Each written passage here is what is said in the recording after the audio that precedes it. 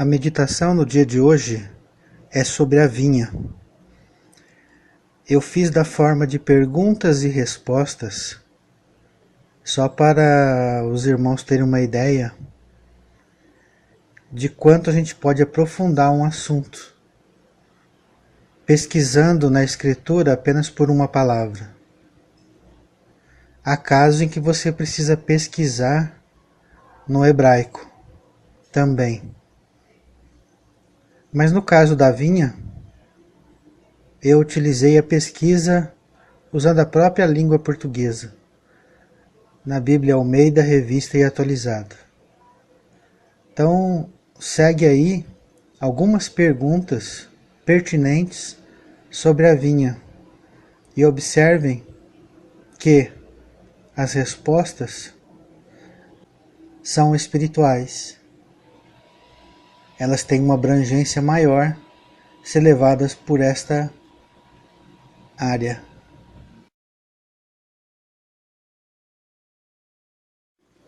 Breve resumo sobre a vinha. Quem é o dono da vinha? João 15:1. Eu sou a videira verdadeira e meu pai é o agricultor. Pai é o agricultor, dono da vinha. Mateus 21:28.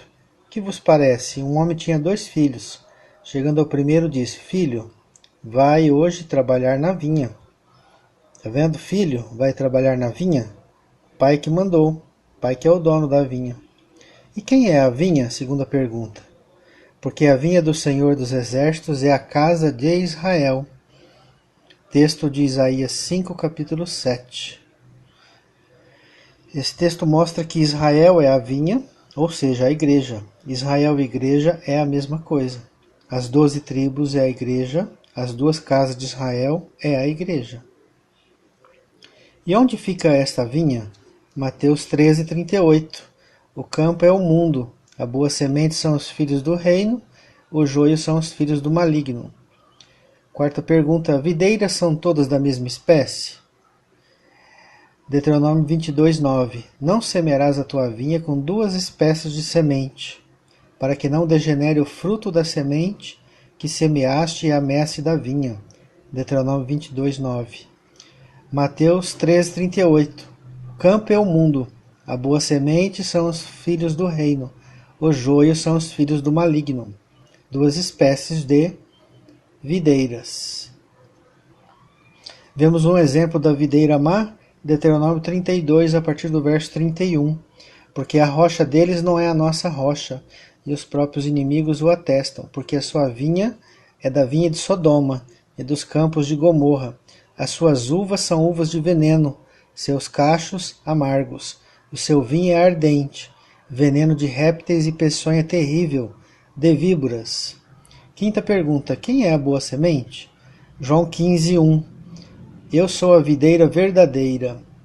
Quem disse isso? Yeshua. Salmo 80, verso 8. Trouxeste uma videira do Egito, expulsaste as nações e a plantaste. Quem é essa videira que veio do Egito? Yeshua. Do Egito chamei o meu filho. Lembra dessa passagem? Gênesis 49, a partir do verso 10. O cetro não se arredará de Judá, nem o bastão entre seus pés, até que venha Siló. Siló quer dizer o enviado, né? E a ele obedecerão os povos. Ele amarrará o seu jumentinho à vide, e o filho da sua jumenta, a videira mais excelente. Lavará as suas vestes no linho, e a sua capa em sangue de uvas. Quem são os galhos da videira? Outra pergunta. João 15:5. Eu sou a videira e vós os ramos. Quem permanece em mim e eu nele, esse dá muito fruto, porque sem mim nada podeis fazer. Outra pergunta. E o que são os frutos? Gênesis 40:10. E na videira 3 ramos. Ao brotar a vide havia flores, e seus cachos produziam uvas maduras. Isaías 49. Sustentarei os seus opressores com a sua própria carne, e com o seu próprio sangue se embriagarão, como vinho novo.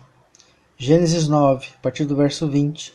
Sendo Noé lavrador, passou a plantar uma vinha, e bebendo do vinho, embriagou-se.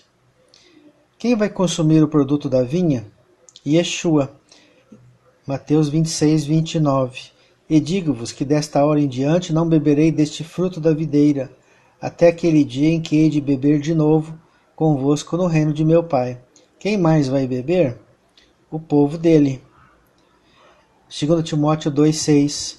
O lavrador que trabalha deve ser o primeiro a participar dos frutos. Qual a época certa da colheita? Festa de Tabernáculos, Deuteronômio 16:13. A festa de tabernáculos celebrarás por 7 dias, quando houveres recolhido da tua eira e do teu lagar. Qual a finalidade do fruto da vide?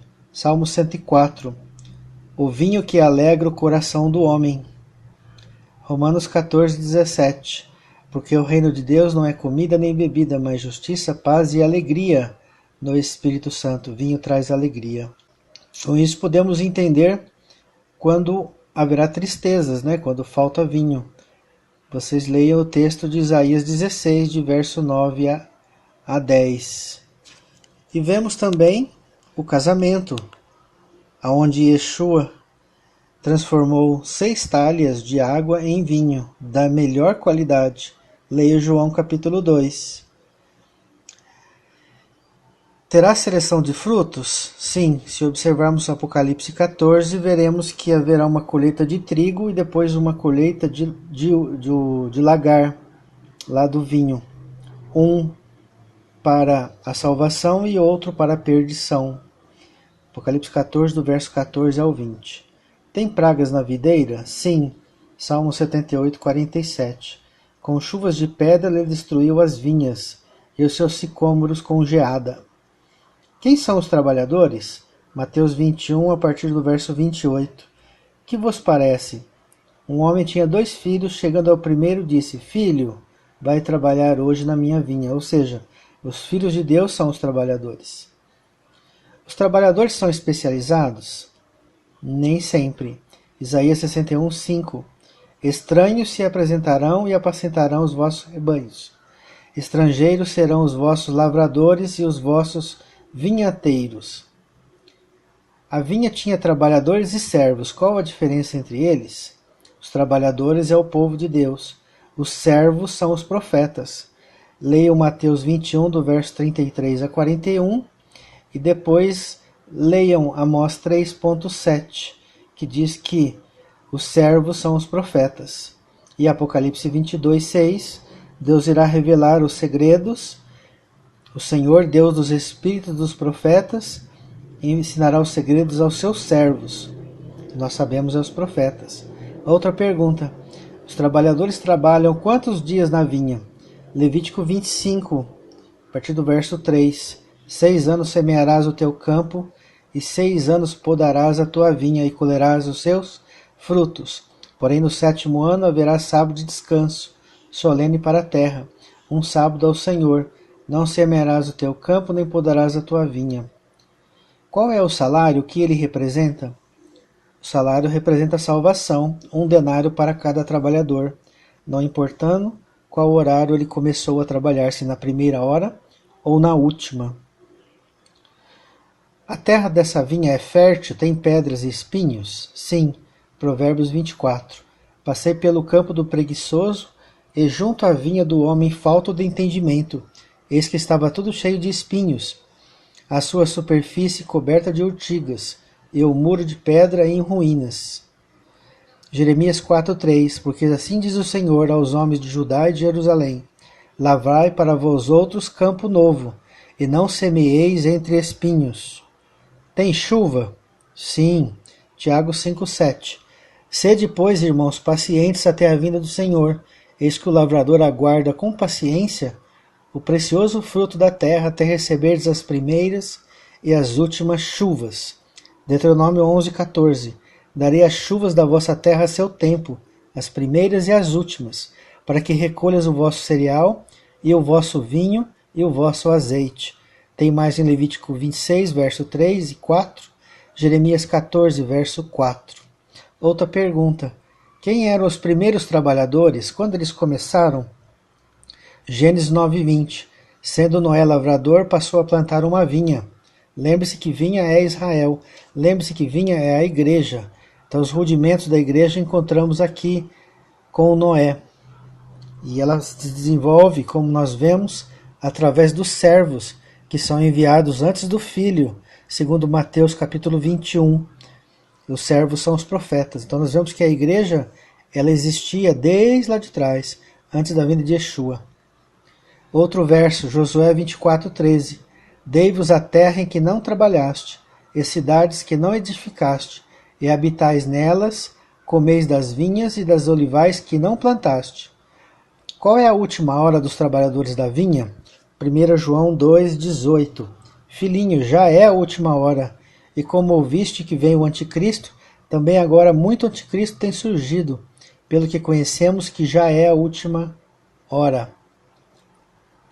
Amós 9,13. Eis que vem dias, diz o Senhor, em que o que lavra segue logo ao que ceifa, e ao que pisa as uvas, ao que lança semente.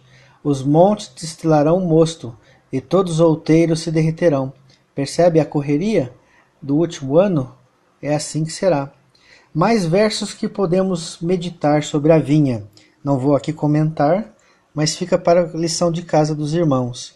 Joel capítulo 1, do verso 10 ao 15, Ezequiel capítulo 17, do verso 3 ao 10, Juízes capítulo 9, Isaías capítulo 5, do verso 1 ao verso 7, Joel capítulo 3, do verso 12 ao 15 e Apocalipse 19, verso 15. Espero que tenham gostado desse estudo da vinha e até a próxima.